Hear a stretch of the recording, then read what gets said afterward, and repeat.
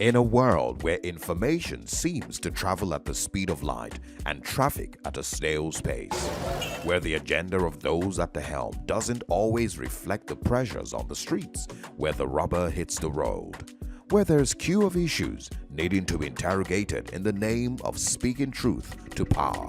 Welcome to a place at the table, where we set the agenda, table the issues that matter to you, and invite you to take a seat at the table.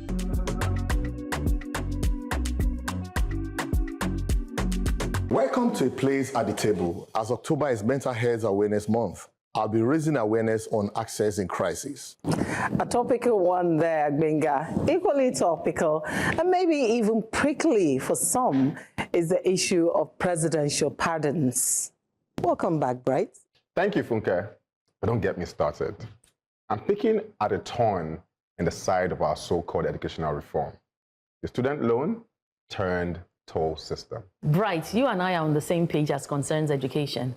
And as October is Values Month, today is Values Day, I'll be highlighting outsourcing of instructions in morality to influencers and asking, who is examining the curriculum? That's an important question, Ronke. October is also ADHD Awareness Month. I'll be bringing home the need for information and support where issues of attention deficit hyperactivity disorder is concerned. It's like you've brought us full circle on the matter of mental health awareness. Viewers, you've come to the right place. Be at the table and be aware. Keep listening.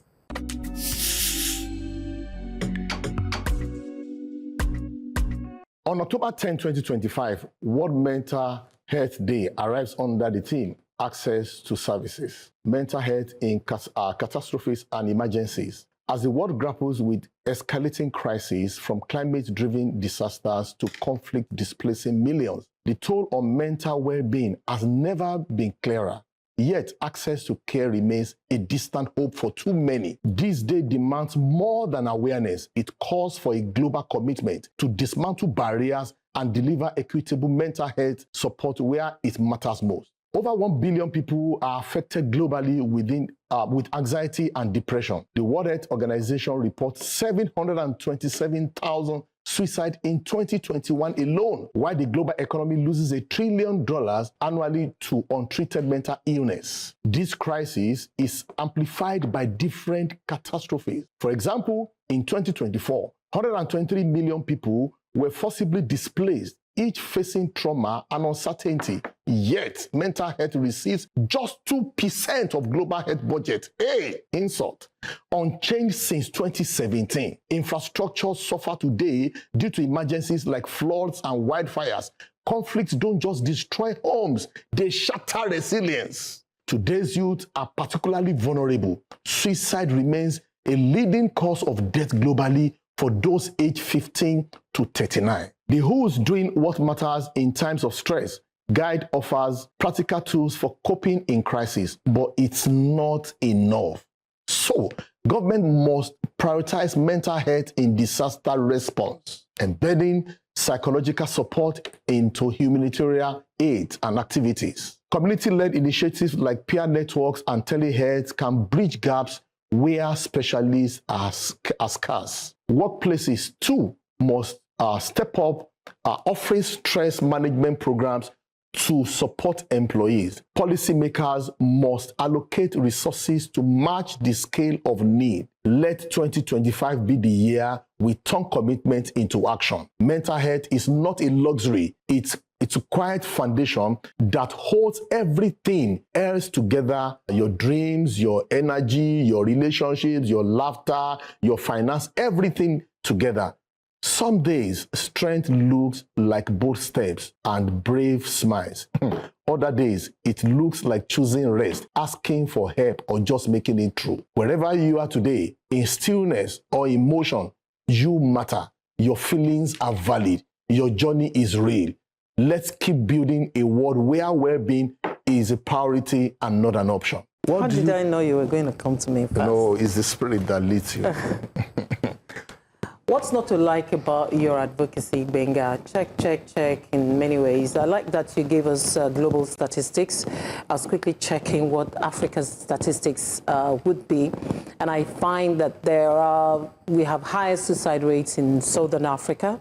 By that, I mean, Lesotho is the highest in Africa. We have also in South Africa and the rest of them. So, and then I wanted to see the ratio of man to woman in terms of suicide. I remember Bright saying more men die from suicides, you know, in one of the outings we have than women.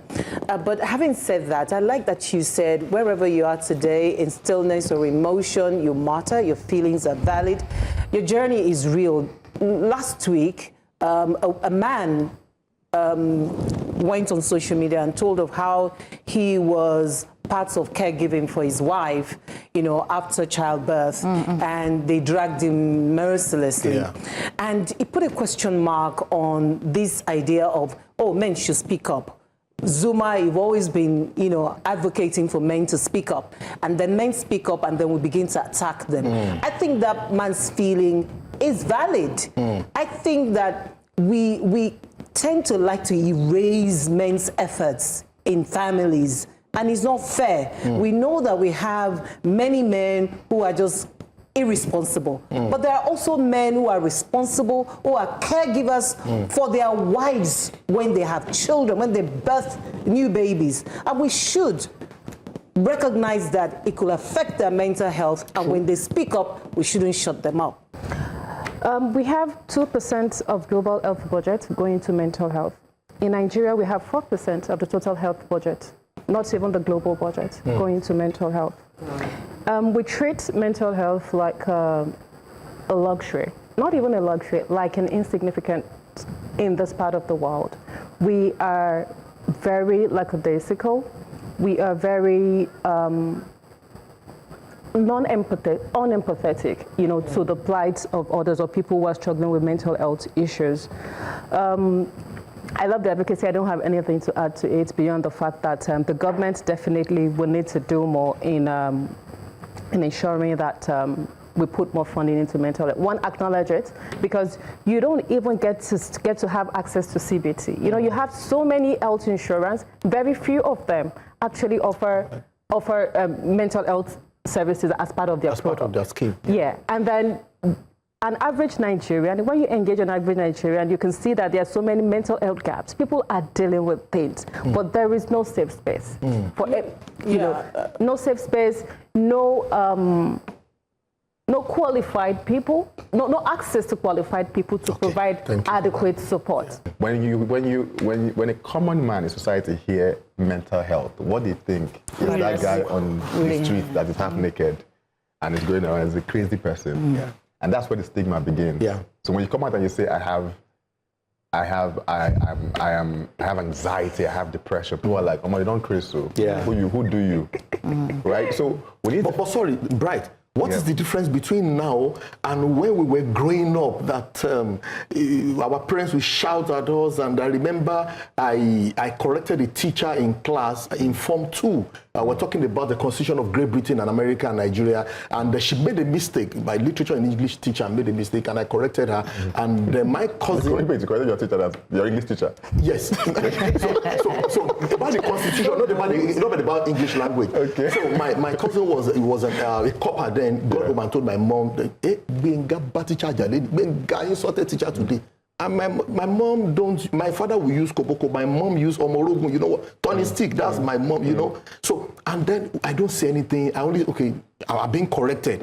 But today, when you shout at a teenager, you're shouting at me, you don't consider my mental health. So where do we, what is mental health exactly? No, I feel like times have changed, but also you don't really understand. I mean, I don't want to generalize this. I want to personalize it. Okay. I feel like for me, I didn't really understand what mental health really was and the effect of it until I got to like 27, 28, 30, and I'm like, wait, I'm now responsible for what's going on in my head. Thank you. Right? Like, I want people to understand that when somebody says they have mental health issues, don't think of a crazy person. Think of me. Look at me. I've had this thing before. Look at me and think of me. just the way I am, I look nice, you know, I have my shades on, I look clean, but I can have mental health issues. Yeah. Understand that. And it doesn't mean that you're crazy. Doesn't mean that I'm crazy. It has to make that Doesn't mean that I'm crazy. It's just the fact that your mind travels. There's a particular state of your state of mind that is exactly. And then when you look at society itself is the breeding ground. Is the factory that builds the component that makes up the mental health issues. And so if mental health issues were like, let's say 5% before, with social media, it's now like 1,000%. Because we live in a society where, first of all, I'm going to focus on men because I'm a man, and I live in the man's world. Do it. We live in a society where men are required to show up complete and finished. Like, do you have a good job? Where do you live? It's like, you have to be complete. And somebody that is broke is telling you that I don't want a broken person. But you broke, bro. You broke though. Like you have, like you want me to come into your life complete, but you want me to take you in process. Men literally are required to come finished. And it's not possible. And so there's that pressure on every man to say, you know what, how do I show up complete? Right? So I don't want to go deep into this, but showing up complete. No, all I can say is when you think of mental health, don't think of a crazy person. Think of me. I love that. I will think of you, Bright. A number of years ago, I read a publication, and it said that mothers that have 3 children under the age of 5 or 6, that about 80% of them have mental health issues because of the pressure that they go through. So when Mr. Bright is talking about the men, I'm talking about the women. Okay. That a lot of them have mental health issues, and people don't understand what it is. So when you mentioned your teacher and the children now, it's mental resilience, that capacity. It's not there anymore. And then the wokeness as well. A lot of people don't even understand what mental health issues mean. They just assume that it's anything. So if anything happens, oh, you're affecting my mental health. But there are people that are actually struggling truly with mental health challenges. Can we say there is abuse in that? There's an abuse. That's what I said, this woke generation. Yeah, there's an abuse. They don't know what it is. They just want to escape maybe a consequence. Accountability. Accountability, responsibility, whatever it is. They want to escape it, and they will say mental health issues. So, but we must note that there are genuine mental undiagnosed, especially mothers. Mothers that have a number of children in their care. Check-in. All mothers who have all right, thank you very much. Children with disabilities. Yes. True reform starts with understanding that mental health is not a luxury, but a foundation that holds it all together. Let's not wait for an earthquake to remind us of how important it is. I hear you loud and clear, Gbenga. Unfortunately, we only appreciate the ties that bind. When we see the signs of disintegration, like a presidential pardon, that emboldens criminality and weakens law enforcement morale.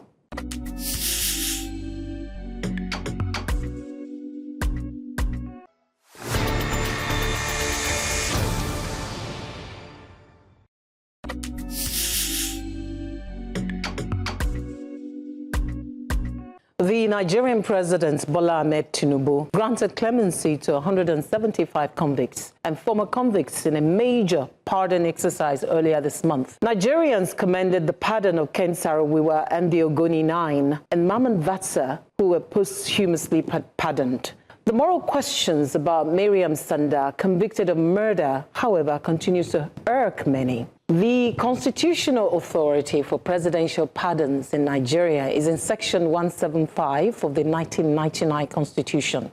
It allows the president, upon consulting the Council of State, to grant pardons, reprieves, or commutations to convicted persons. Known as the prerogative of mercy, the presidential pardon power carries a deep historical legacy tied to Nigeria's political context, prescription of justice tempered with mercy. It, however, perpetually struggles with balancing public trust, political calculations, and human rights considerations. Historically now, presidential pardons in Nigeria targets high-profile personalities. Former head of state General Yakubu Gowon pardoned Chief Obafemi Awolowo and Chief Anthony Enahoro. President Shehu Shagari pardoned Chief Emeka Ojukwu. President Goodluck Jonathan pardoned DSP Alami Eseya, convicted of corruption offenses. These acts were to foster national reconciliation, political healing, or humanitarian relief. Now, those hailing the 2025 presidential pardon argue that it's a thorough job by the Presidential Advisory Committee on the prerogative of mercy. It addressed historic injustices like the symbolic posthumous pardon of nationalist Herbert Macaulay, wrongfully imprisoned under colonial rule. That commutations of death sentences to life imprisonment offers second chances to some inmates, and that they also gave evidence of genuine reform through education.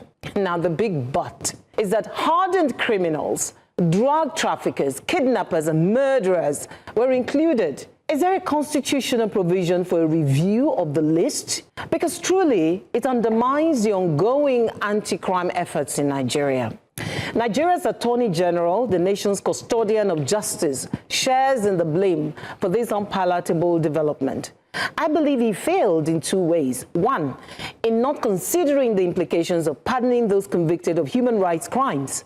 Secondly, he exposed his principle to ridicule. The nagging question for me is the high-profile pardons. What about everyday people in jail? This 2025 presidential pardon emboldens criminality and weakens law enforcement morale. I think one of the core things in every working society is trust, right? And the trust has to come from the top. Once trust is well established, the people believe in anything, right? And I feel like over the years, every administration has not been able to deliver trust. Because if you tell me that you want to take 50% of my earnings for tax, as tax, I'm willing to pay if I know that there are structures in place that would hold people accountable that would misuse that fund. And I've seen evidence of that happening. That there are past governors, that at least a huge percentage of them have been jailed for corruption. I would pay because I know. But when we exist in a system where the people who are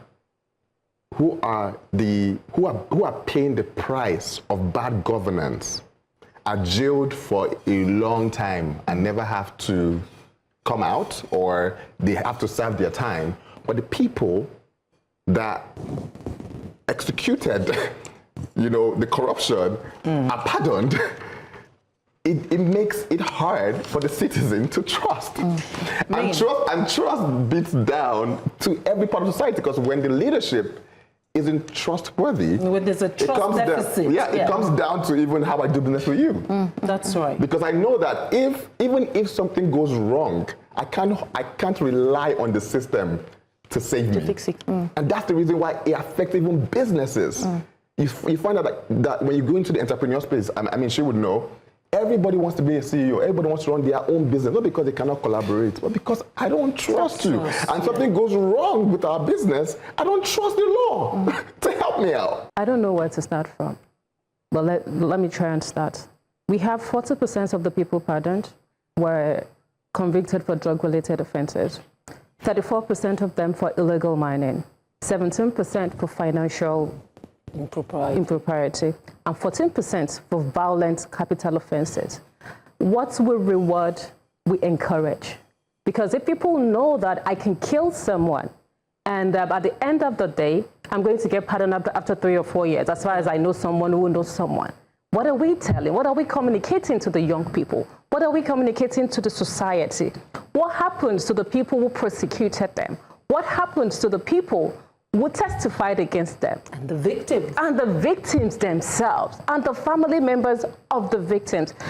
Two particular people stood out for me on the presidential pardon list. Farouk Lawan.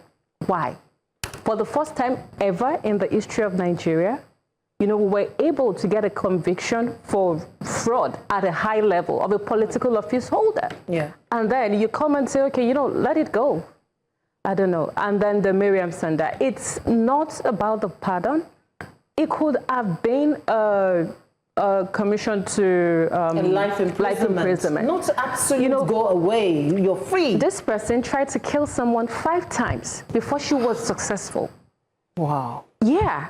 It wasn't just like she tried to kill him 5 times before she succeeding eventually. Before she succeeded, and then she denied it, and then they tried to cover up the crime. So again, so many issues. I feel like when you're serving someone, you should try as much as possible to make them look good, because I'm sure this list was sent to the president based on by based on recommendations. Yes. So it is what it is. This sort of mercy without wisdom is what I think it is. And I think there needs to be some kind of transparency to how this list is being put together. And we need to know the people that are putting this list together, who are reviewing it. Because I feel that this act has emboldened crime already, this sort of act. Somebody is planning something and thinking, I just might be able to get away with it. Last maybe 1 or 2 years. So it has actually given a lot of people that liver, that guts to want to do it. So I think, and if my word is to be heard, I would say there should be a review. That's what I'm asking for. And there should also be transparency when we are doing that review. Because I don't know, maybe there's somewhere, I don't know who are those people that put that list together, that would totally allow something like that.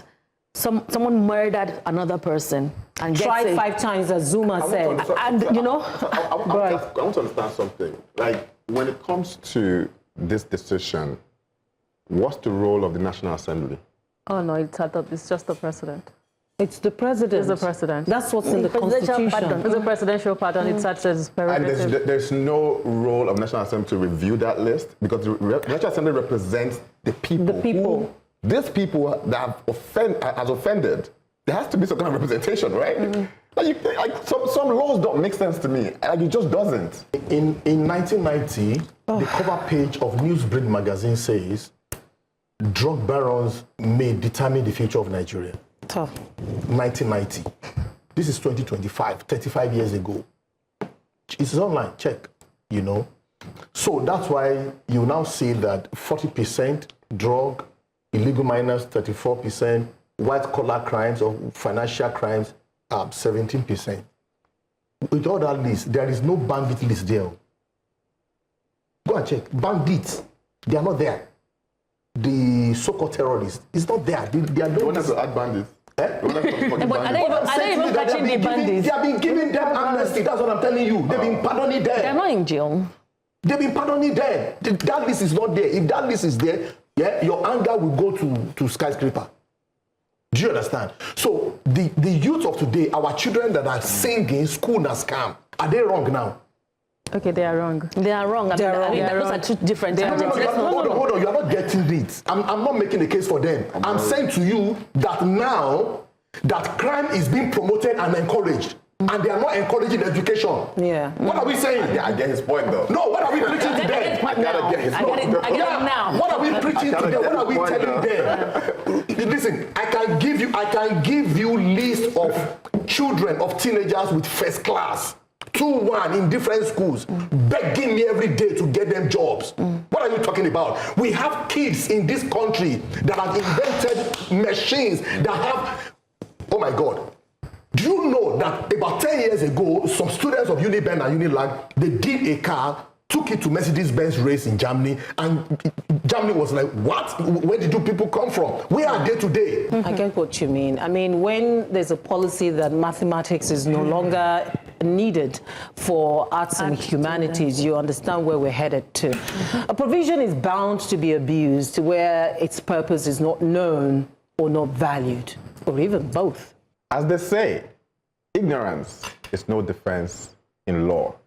But where there's ignorance, we advocate to take away the excuse, especially when the stakes are high.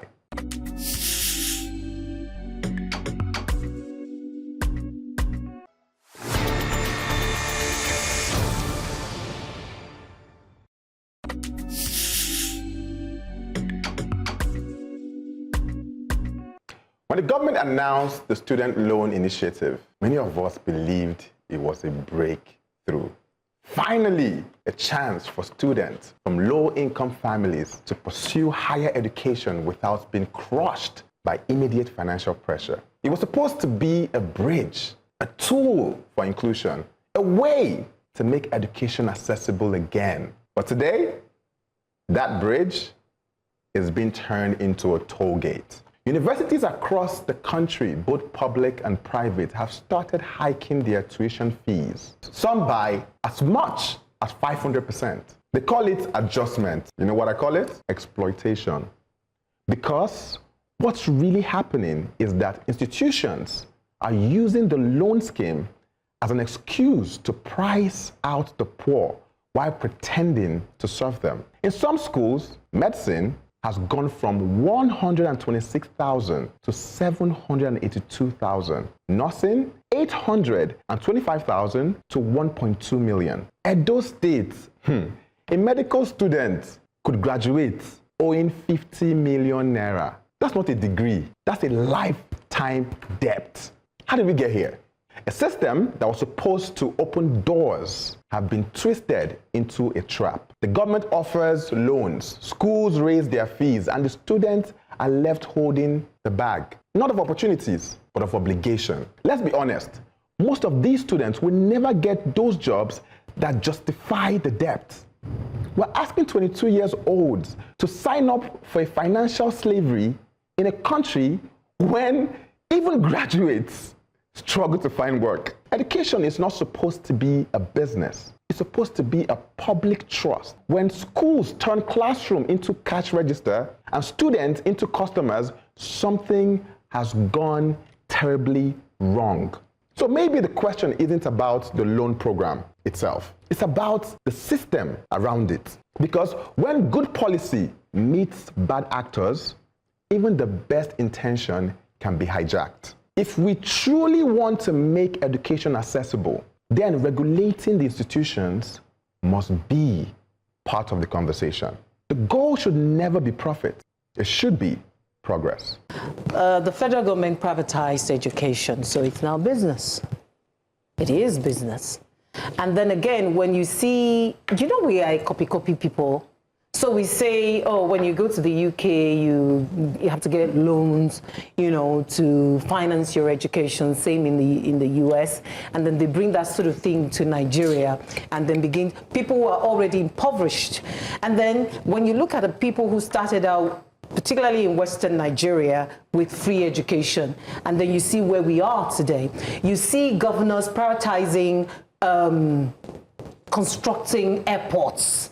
Now, competing with themselves, who's got the airline and the airport, but we do not have basic education, no basic health. And then you see that we're still having problems moving goods from one point to the other, where we should prioritize rail. So I'm back to this education thing. What really is the goal, the vision of our politicians today? They don't want us to be like them. They don't want our children to have access to quality education. This is not really the fault of the government. The government have played their role. It's like, no, they have their role too. Yeah. They have their role too, because if they are supervising and monitoring, this wouldn't have happened. If, like you said in your advocacy, I am the governor of Edo State, and I hear that Edo State University is not charging medical students as much as what you said. I should be interested. I should want to, get in there and find a way to make it, because as you said, we're pricing out the poor. We're pretending to serve them. So it goes back to them because there is no effective supervision. It goes back to them. Right.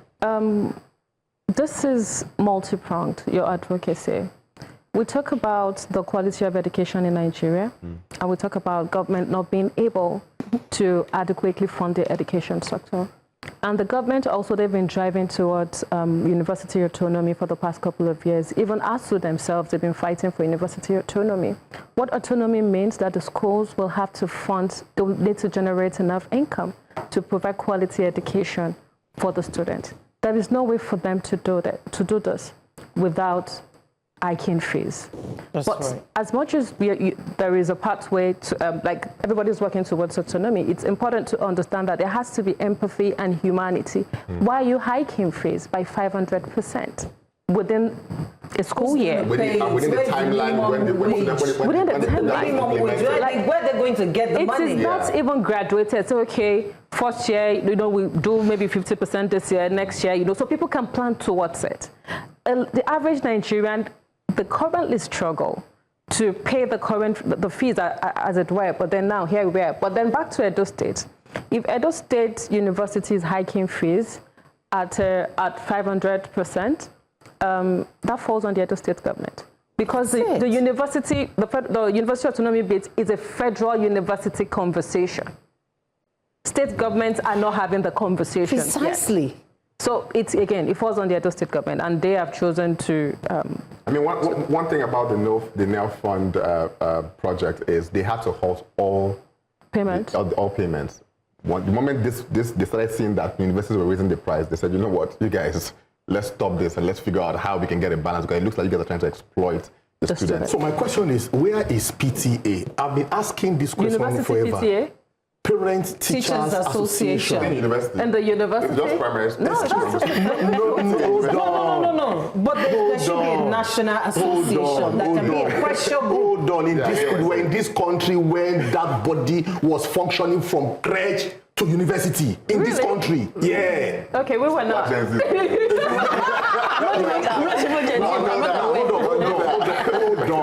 on. They may not have it in those universities, but that body is a pressure group. It is. They go through NANS, they pressure ASU, NASU, SANU, anybody, they pressure you until you succumb to the interest of the masses, not to the interest of the tormentors and the oppressors. Does that make sense to you? Yes, sir. Where is education subsidy? Do you understand? Where is education? We have countries in this world that education is free. Totally free. The money they are making, what are they using it for? Excuse me. No way. The beneficiaries of yesterday, during free education, universal basic education, during Awolowo, are the tormentors today. Yes. The beneficiaries of all of them, they had free education. Including President Bola Ahmed Tinubu. What's going on? Why are we wicked to ourselves? Why are we like this? That until somebody has stolen, until somebody has done corruption, until somebody has done something bad to make money, how dare you telling me that you can pay 40 million naira per session for primary school? What kind of education is that? But the point here is, I pay school fees. No, wait. The government, because for me, I'm critical about the government. I was at the Nigeria Economic Summit recently, and I was part of the panel, the skills development panel. And on that panel, we had really, really amazing people. And then the room, like everybody that's working on the skill development space, were in the room. And next to me was supposed to be the Minister of Education, right? And he wasn't there. He didn't show up. This is Nigeria Economic Summit. So what are you saying? No, wait. So on that stage, I said it. I'm like, I am very, very disappointed that the Honorable Minister, who's responsible for this, isn't here, where the people that have been working tirelessly are here trying to find solution to this problem. But what did he say? What did they say? They say, oh, he's busy and all of that. So what I'm saying is, I'm critical about the government. But in this case, this is not a government problem. A lot of the educators are looking at it as from a business perspective. So as many have rightly said and many have rightly shouted, the government still needs to do something. There's no, and yes, they've halted it. But when they do resume it, there has to be some rules in place when it comes to increasing fees. Inflation has not gone up by 500%. So why are we increasing by 500%? But we are very wicked to one another. Thank you. That's the message to take away. That these schools need to take it easy. And then we need to look at the bigger picture. We're already a breeding ground for other countries, especially when it comes to doctors and nurses. And those are the ones that they've hiked their fees the most. So they're leaving the country. So now we're forcing more people out because they can't afford to be trained at 1.2 million and 785 million, as you quoted on there. So less people will join those places. Who are the doctors that will take care of us? We're not all not going to go to the UK because we have a headache. Who are the people that will take care of? Where to encourage people into the system? So this business entrepreneurs, they should just take it easy, I beg. Look at the bigger picture and please help. It boils down to motive and sincerity. If we truly want to make education accessible, then we will find a way. If not, then we will play at policies that are bound to fail. I couldn't have said it better, Bright. I ask us, as parents, as teachers, as wards, how sincere are we about instilling values in our children?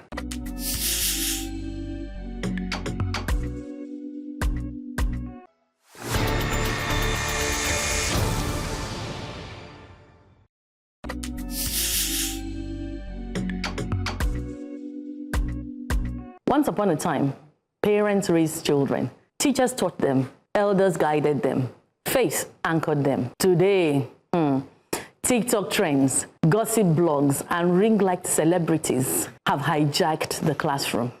The syllabus, a little deception, a lot of vanity, zero accountability. We are living in a time when the loudest voices in our children's ears are not the wisest. They are simply the most viral. And I must ask, not gently, but with holy urgency, if these are our children's teachers, who exactly is examining their curriculum? Every scroll is a lesson. Every viral post a seed. Some plant confidence, but many plant rot. October 16, 2025, Values Day. A day meant to remind us what truly anchors us. But how do we talk about values when deception has become entertainment? Someone recently and allegedly faked a car giveaway online. A lie. Thousands of young people watched, shared, believed, envied a life that doesn't exist. This is the new colonization, not of land, but of the mind. Then there's the celebrity money sprayers, Yahoo Yahoo.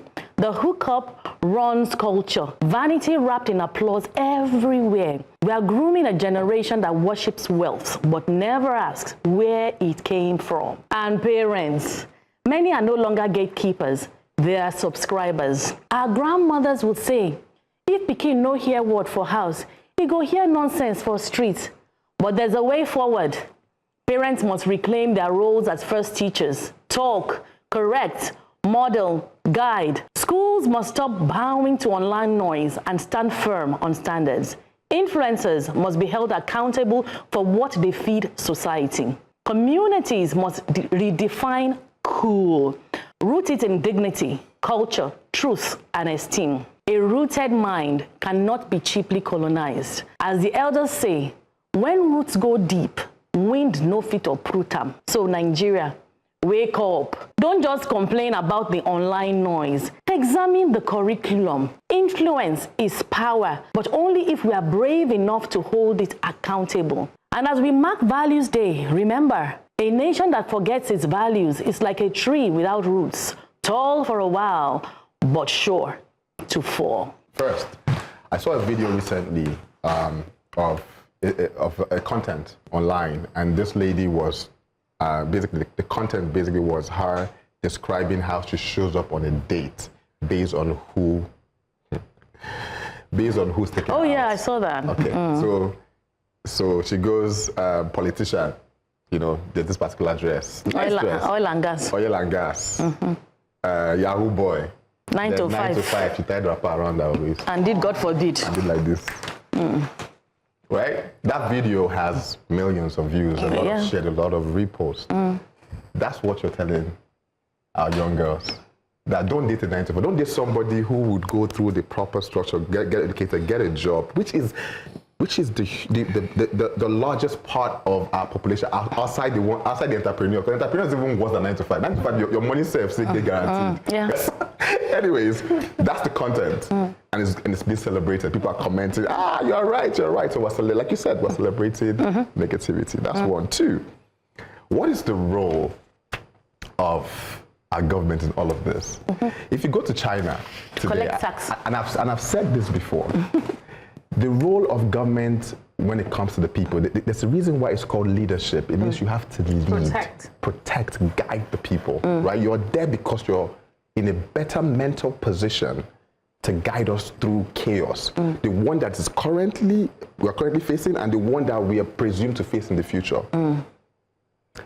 So what's the role of government in all of this? When you go to China today and you go to their TikTok and their Facebook and all of those things, you see the content the algorithm pushes more positive, Content, more excellent inventions, right? Because the Chinese people are not messing around. They have a collective agenda of world dominance. Collective, like in school, they are telling you, we are going to take over the world. Prepare yourself. And every single part of their system is designed to make that happen, right? You go to America, it's different. You come to Nigeria, they will say, oh, the algorithm is how people are reacting to it. So the more people react, the algorithm, no. You can put structures in place to avoid that. You can tell these tech companies, we need your data center that controls our content in Nigeria. There are even countries in Europe now that children under the age of 15, they're taking away social media away from them. So we need to put those hard measures in place in Nigeria. I think we're just loafing around and just allowing, they call it anyhowness on social media now. I mean, Bright had always been talking about harping on this algorithm question, and he has said it repeatedly here, the deaf should know by now. So I am going to use this to appeal to the NCC, the minister in supervising that commission, and the people in that commission. We need to do something about Nigeria's. Yes, we need to do something about the algorithm in Nigeria. What is really our vision? Because we have a lot of entrepreneurs, we have people like us. I mean, post, your monologue. How many people are watching? But go and post something that somebody has to tie wrapper and they're dancing. What does our dance video has more views than that? They have more views. People are more interested in that. It shows there's something wrong with the national psyche. Because we have people that are doing things like Iyi, Aboyeji, that for Lucia, for Sudo, they're all in tech. And they're doing great things that our youth really should be following them. They actually now, for them to be seen, they have to dumb down their content. That is the problem. You know that crazy thing, like tech founders now that are building technology that will shape your life and not having to dance in videos. To advertise to you. To see. Okay, so. Okay, I love your advocacy. I've been very big on protecting the younger generation. As a parent, it's very important for you to protect your child and ensure that you are the loudest voice in your child's ears. Talk to them, exemplify the values that you expect from them. Children, they don't just learn, because you can't be saying, oh, don't be like this TikTok influencers. And you yourself as a parent, you exhibit the same things. You subscribe into it. You don't just expose them to it, you also exemplify the attributes of the so-called people you don't want your children to be like. Talk to them about the why of every action. And beyond the why, also the consequences of each of the different pathways an action can take. Discuss trends with them.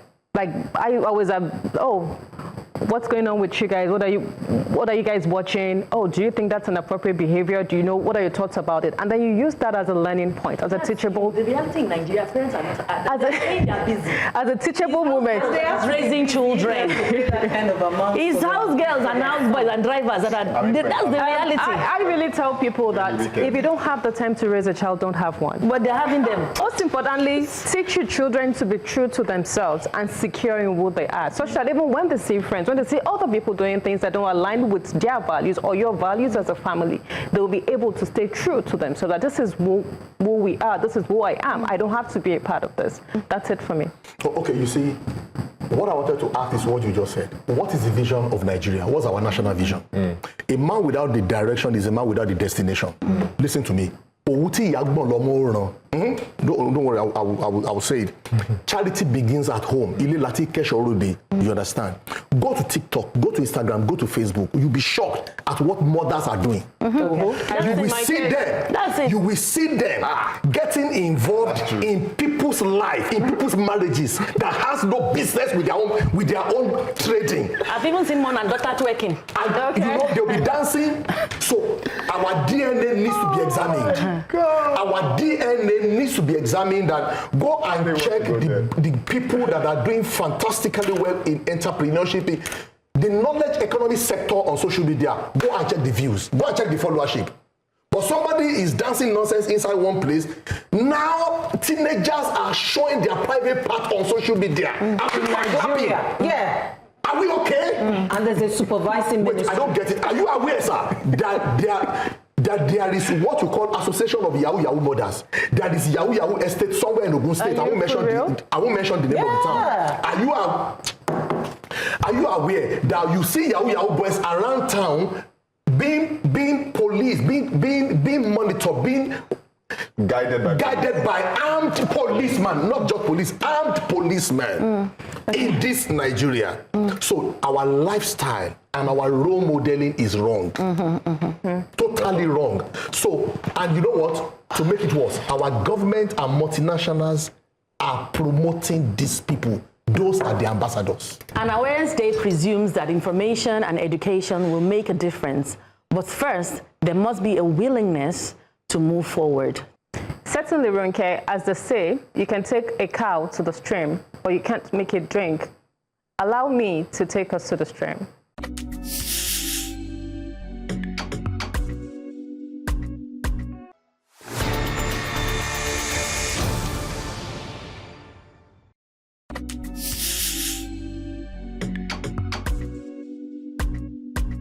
A few years back, I was asked by a friend if I had ever had an attention deficit hyperactivity disorder, ADHD assessment done before. Because based on his experience of me, I seem to exhibit some of the markers. I got assessed. He was right. I do have ADHD. And the assessment significantly improved the quality of my life. October is ADHD Awareness Month, and it has never been more important to deepen our understanding of ADHD and promote acceptance for our neurological differences, particularly in Africa. ADHD is not just a buzzword or a lack of discipline. It is a complex, lifelong condition that affects how the brain processes attention, impulses, and executive functions. It manifests in different ways, ranging from an inability to pay attention to being hyperactive and impulsive, or sometimes a combination of both. ADHD manifests in the way we navigate work, in the way we navigate relationships, in the way we manage time and regulate emotions. It is often more pronounced in children, as they are usually not self-aware enough to mask their symptoms. The child would rather be physically engaged than sit still in class. The child who is creative but easily distracted. That child who can hyper-focus on a specific activity but has difficulty in completing other tasks. And that child who has a unique perspective on situations may have ADHD. In Africa, many individuals are underdiagnosed or misdiagnosed due to biases, varying symptom presentations, and inadequate access to evaluation. Undiagnosed adults suffer the most as they go through life feeling like a square peg in a round hole and being judged unfairly for things they have little control over. Bridging these gaps requires systemic change, equitable access to diagnosis and support, as well as training for educators and employers. This October, let's commit to learning more about ADHD's nuances, normalize discussions about ADHD, reduce stigma, and create inclusive spaces where people with ADHD can shine. Asking, how can I support you, goes a long way than assuming what someone needs. By understanding the gaps, educating others, and embracing neurodiversity, we can build a world where everyone with ADHD feels seen, supported, and empowered to shine. So education is important, and I'm glad we've talked about it a lot today. Now, when it comes to this ADHD, a lot of people don't understand what it is. A lot of people don't understand additional needs, special needs, generally in Nigeria. We don't make provision for it. Historically, if you have anything that is outside of neurotypical, you are labeled as Aje, witch, something is wrong with you, that kind of child, you know, cast that child out. So it's not understood. Now, even when it is being taught in schools, in the teacher training schools, which I continue to bang on about, the level of examination malpractice is so high that it just don't even know anything. So when they come into the classroom, they don't know about inclusion. They don't know about special needs education. So that child is still seen as the child that is not normal. And by the way, all children are normal. You don't call any child that a child is not normal. It is either the child is neurotypical or the child is neurodiverse. We call it neurospicy. Anyone, neuro, don't just say they're not normal, because that child is complete in his or her own world. So it's not understood. And if it's not understood, it's going to be abused. And that's where the challenge lies. And that's why they'll continue to treat them in this kind of way. It will be nice that it is October and it's ADHD month, mental health month, values day, whatever it is. We're not seeing it on any billboard. No blog is carrying it now. We've not seen anything like that. So those are the things that they must promote. And when we talk about government monitoring things, these are the kind of things they should monitor. Blogs should be mandated to promote certain things. There are some days where the content must be clean, that you must promote a university, something valuable, promote it. It must be mandatory to promote things like that. If you want to be a blogger, it must be mandatory for you to talk about ADHD because it is ADHD awareness. Talk about values because it's Values Day. Tell us what Nigerians' values are and things like that. So if you look at how ADHD, by the way, that's neurodevelopmental condition, how it affects adults, right? If you're a chronic, you have chronic lateness, ADHD, difficulty starting or completing tasks, overwhelmed with multitasking, forgetting appointments, bills, or names, emotional sensitivity, frustration, or impatience, trouble focusing during meetings or reading, restlessness. When your brain is constantly on. So before you point the finger at somebody, just know whether you are part of the spectrum or not, because somehow a lot of people are there. Most people are, yeah. A lot of people are there. So many.